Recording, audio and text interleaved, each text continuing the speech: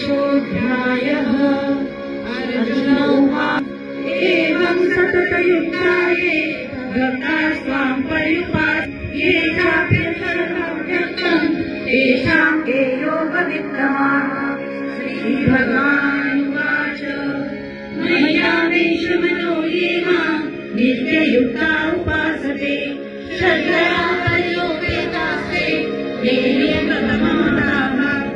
ये तदक्षरमव्युष्यम् मव्यक्तं पर्युपासते सर्वत्र मच्चिन्त्यं च कुटस्थमचलं ध्रुवम् सन्नियम्यज्ञानामं सर्वत्र समबुद्धयः ते प्राप्नुवन्ति मामेव सर्वभूतहितेरताम्। तेषु विधिरशेषाम् अव्यक्तासक्तचेतसाम् अव्यक्ता हि गतिर्दुःखम् देहवद्भिर्वाप्यते।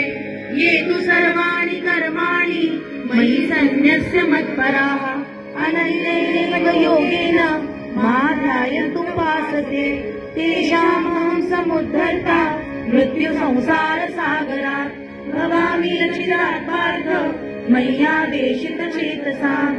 मय्येव मनाधत्स्व मयि बुद्धिं निवेशय निवसिष्यसि मय्येव अत ऊर्ध्वं न संशयः।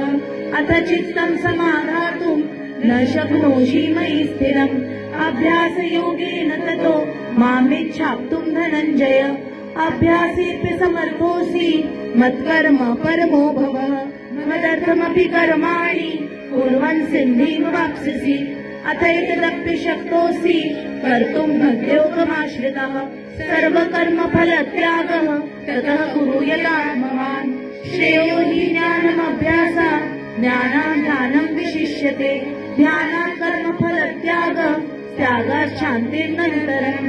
अद्वैष्टा सर्वभूतानां मैत्रः करुण एव च निर्ममो निरहङ्कारः समदुःखसुखाशमी सन्तुष्टः सततं योगी यदात्मा दृढनिश्चयः। मय्यर्पितमनो बुद्धिः यो मद्भक्तः स मे प्रियः। यस्मान्नोद्विजते लोको लोकानोद्विजते च यः। हर्षामर्षभयोद्वेगै मुक्तो यः स च मे प्रियः। अनपेक्षः सुचिर्दक्षः उदासीनो गतव्यथः सर्वारम्भपरित्यागी यो मद्भक्तः स मे प्रियः। यो न हृष्यति न द्वेष्टि न शोचति न काङ्क्षति शुभाशुभपरित्यागी भक्तिमान्यः स मे प्रियः। समश्लोचविफले च तथा मानापमानयोः शीतोष्णसुखदुःखेषु समः सङ्गविवर्जितः तुल्यनिन्दास्तुतिर्मौनी सन्तुष्टो येन केनचित्। अनिकेत स्थिरमतिः भक्तिमान्यस्त्रियो नरः ये धर्मामृतमिदं यथोक्तं पर्युपासते श्रद्धानां मत्परमा भक्तास्तेऽपि मे प्रियाः। ॐ तत्सदिति श्रीमद्भगवद्गीतासूपनिषत्सु ब्रह्मविद्यायां योगशास्त्रे श्रीकृष्णार्जुनसंवादे भक्तियोगो नाम 12-ओऽध्यायः। ॐ श्रीपरमात्मने नमः। अथ 15-ओऽध्यायः। श्रीभगवानुवाच ऊर्ध्वमूलमधः शाखम् अश्वत्थं प्राहुरव्ययम् छन्दांसि यस्य पर्णानि यस्तं वेद स वेदविद। अधश्चोर्ध्वं प्रसृता तस्य शाखा पुनः प्रवृद्धा विषयप्रवालाः। अधश्च मूलानि न सनतानि कर्मानुबन्धीनि मनुष्यलोके न रूपमस्य ततोपलभ्यते नान्तो न चार्येण च सम्प्रतिष्ठा। अश्वत्थमेनं सुविरूढमूलम् तेन दृढेन चित्वा ततः परं तत्परिमार्ग यस्मिन् गता न निवर्तन्ति भूयः तमेव चाद्यं पुरुषं प्रपद्ये यतः प्रवृत्तिः प्रसृता पुराणि निर्माणमोहानिसङ्गदोषा अध्यात्मनित्या विनिवृत्तकामाः द्वन्द्वैर्विमुक्ताः सुखदुःखसन्धे गच्छन्त्यमूढाः पदमव्ययं तत् न तद्भासयते सूर्यो न शशाङ्को न पावकः यद्गत्वा न निवर्तन्ते तद्धाम परमं मम। ममैवांशो जीवलोके जीवभूतः सनातनः मनः षष्ठानि इन्द्रियाणि प्रकृतिस्थानि कर्षति शरीरं यद्वाप्नोति यच्चाप्युत्क्रामतीश्वरः गृहीत्वैतानि संयाति वायुर्गन्धानि वाशयात् श्रोत्रं चक्षुः स्पर्शनं च रसनं घ्राणमेव च अधिष्ठाय मनश्चाय विषयानुपसेवते उत्क्रामन्तं स्थितं वापि भुञ्जानं वा गुणान्वितं विमूढानानुपश्यन्ति पश्यन्ति ज्ञानचक्षुषः यतन्तो योगिनश्चैनं पश्यन्त्यात्मन्यवस्थितं यतवन्तोऽप्यन्तात्मानो नैनं पश्यन्त चेतसः यदा नित्यगतं तेजो जगद्भासयतेऽखिलं यच्चन्द्रमसि यच्चाग्नौ तत्तेजो विद्धि मामकम् वामाविश्य च भूतानि धारयाम्यहमोजसा पुष्णानि चौषधी सर्वा सोमो भूत्वा रसात्मकः अहं वैश्वानरो भूत्वा प्राणिनां देहमाश्रितः प्राणापानसमायुक्तः पचाम्यन्नं चतुर्विधम् सर्वस्य चाहं हृदि सन्निविष्टो मतः स्मृतिज्ञानमोहनं च वेदै च सर्ववेदमेव वेद्यो वेदान्तहृद्वेदविदेव चाहम् गामिनो पुरुषो लोके शरशाचर एव च शरः सर्वाणि भूतानि पुरतस्थो शर उच्यते उत्तमः पुरुषस्त्वन्यः परमात्मेत्युदारः यो लोकत्रयमाविश्य बिभर्त्ययईश्वरः यस्माक्षरमतीतोऽहम् अक्षरादपि चोत्तमः अतोऽस्मि लोके वेदे च प्रतितः पुरुषोत्तमः यो मामेव सम्मूढो जानाति पुरुषोत्तमम् स सर्वविभजति माम् सर्वभावेन भारत इति गुह्यतमम् शास्त्रम्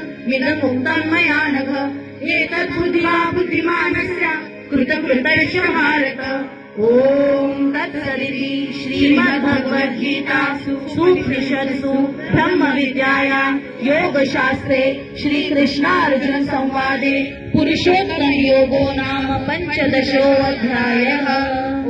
ॐ शान्ति शान्ति शान्तिः।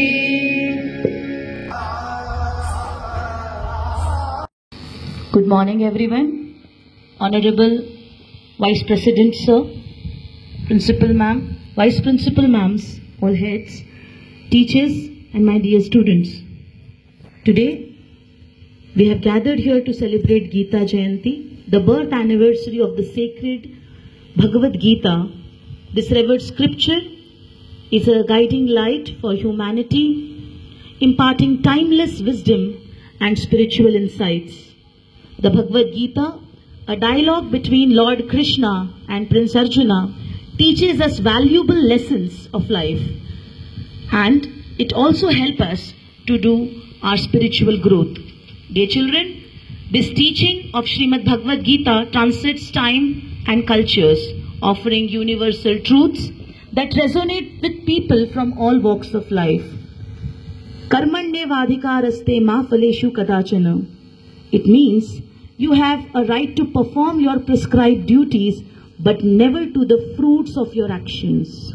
So, whatever results will be there for your actions, that will be completely your responsibility. इसका अर्थ है, कर्म करने की हमें सबको स्वतंत्रता दी गई है, लेकिन उसका जो फल है, वो हमारे हाथों में नहीं है, वो भगवान के हाथों में है. इसलिए, we have to be very, very particular about our actions, because as per our karmas, our life is being transformed. As we celebrate Gita Jayanti, let us reflect on the significance of this sacred text. Let us strive to incorporate its teachings into our daily lives, cultivating virtues like compassion, self-discipline, and selfless service. I pray to God that may the wisdom of the Bhagavad Gita guide us on our life's journey, illuminating our path and inspiring us to become better versions of ourselves. Dear children, it is told by Lord Krishna in Bhagavad Gita, Yada yada hi dharmasya glanir bhavati bharata abhyutthanam adharmasya tadatmanam srujamyaham. It means whenever and wherever there is a decline in righteousness, O Bharata, and there is a rise of unrighteousness, there I manifest myself. So let us pray to God that we all walk on the path of righteousness to have a blissful and happy and spiritual life.